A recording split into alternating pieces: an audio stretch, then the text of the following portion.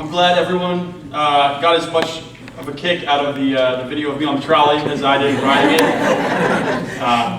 It was a lot of fun. Tony asked me, hey, you want to ride it? And I was already halfway down the hill with the Patterson Cup trophy.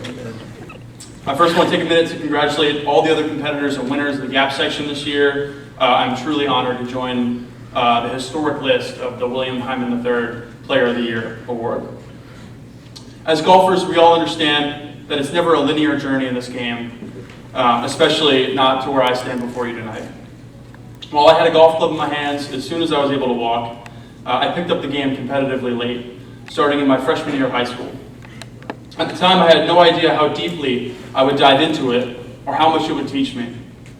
Not only about myself, but about creating lasting friendships and bonds with those who shared my passion for it.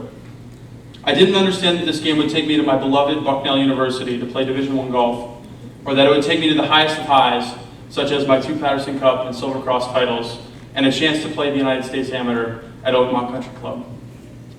I also didn't understand that it would take me to the lowest of lows, like the year of the 2016 Philadelphia Amateur, where I shot 93 at my own home golf course in Merion. The only thing that made that worse was the fact that I had missed shooting the course record at the age of 17 the week beforehand with my father. So you can tell he was a little bit upset about that.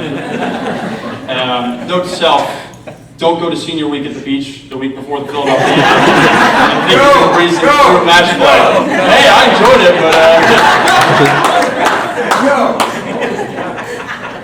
but what I did understand when I started was the people around the game. I still have a clear visions of my first lesson with Scott and I, the head professional at Merion. I distinctly remember working on 3 simple but effective thoughts that I still use to this day. Stand tall, hit it with your rhythm, and no fishing.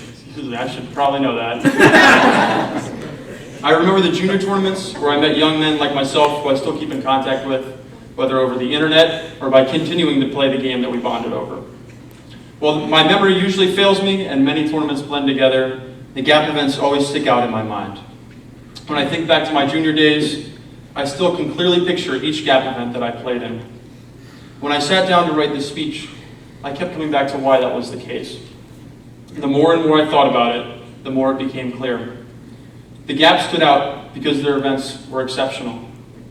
They were exceptional because they were run more professionally than most pro tours, utilizing live scoring, post-round interviews, and electronic scoreboards before anybody even knew what that was. They were exceptional because they played at some of the best venues in the country with field strength similar to most major amateur events. And these events were special to me because the atmosphere that they created made me into the player that I am today. What young golfer can say they've played against some of the great young amateurs and great mid-amateurs in the country, such as Mike McDermott, Jeff Osberg, Chris Crawford, and others? What young amateur can say they've played in tournament venues like the Cricket Club, Huntington Valley, Wilmington South, Merion East, and more?